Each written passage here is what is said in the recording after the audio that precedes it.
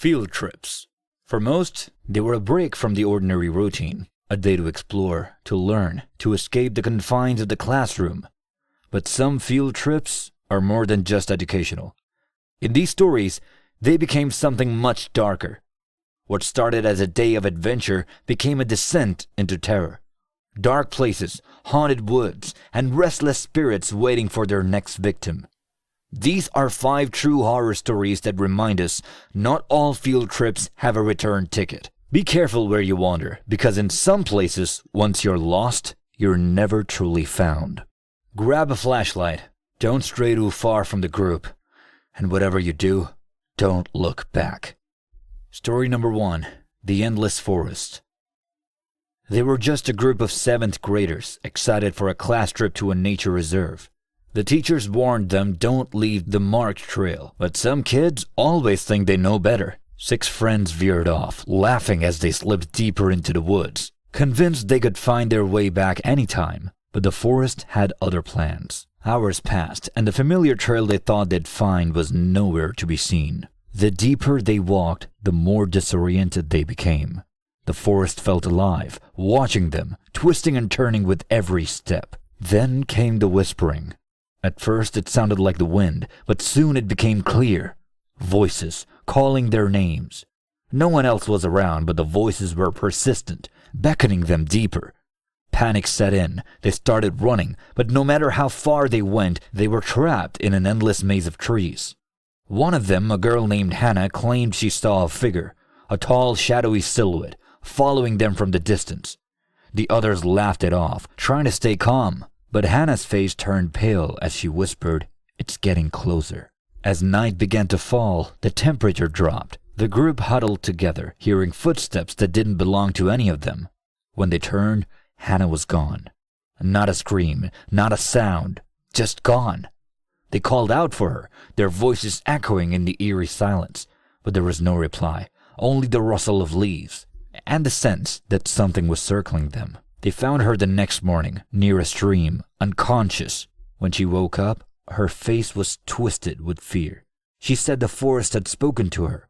It had told her she would never leave, and deep down, she knew it was the truth.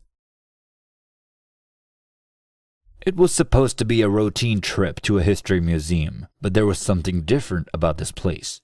The walls seemed to hum with an energy of their own, and the exhibits looked far too real. The students explored in small groups, bored for the most part, until they reached the basement. No one talked about the basement. It wasn't part of the tour, but there was a door, and behind that door was an exhibit that had long been forgotten by the museum curators. A group of boys dared each other to sneak down there. What they found was a collection of life-sized mannequins, dressed in old-fashioned clothing. But these mannequins had faces that were too lifelike, expressions frozen in fear, as if they were trapped. One of the boys swore he saw one of the mannequins blink. They laughed nervously, but deep down, they were unsettled. They all swore to never speak of what they saw, but something followed them out of that basement, something unnatural. In the following days, strange things began to happen. One of the boys woke up in the middle of the night, only to find his bedroom door slowly creaking open. He swore he saw a figure standing at the end of his bed, its face pale and distorted.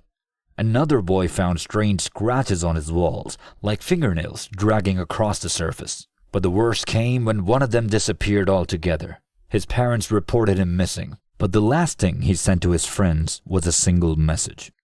The mannequins, they moved.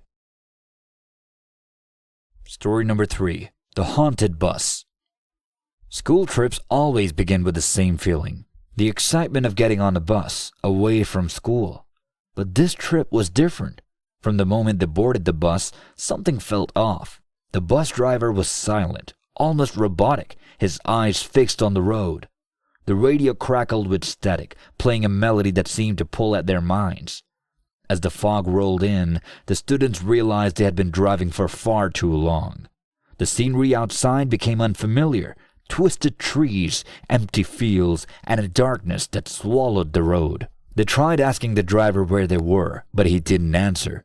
Hours passed, and the bus seemed to be driving in circles. Panic set in. Some students began to cry.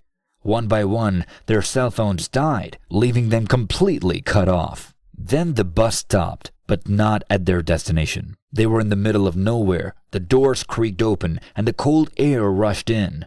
The driver, without a word, stepped off the bus and disappeared into the fog. He never came back. That's when the whispers started.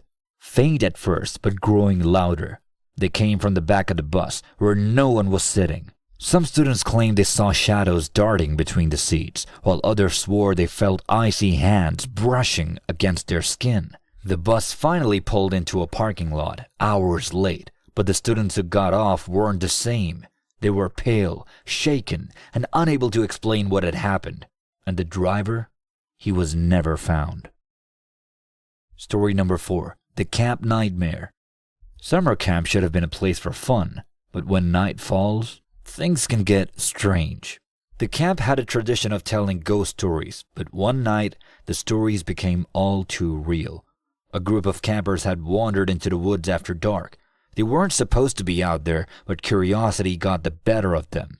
As they walked, they stumbled upon an old, crumbling cabin, something none of the camp staff had mentioned. They dared each other to go inside. The air was cold, unnaturally so, and as they stepped inside, the door slammed shut behind them. They laughed it off at first, until they heard footsteps on the floor above them.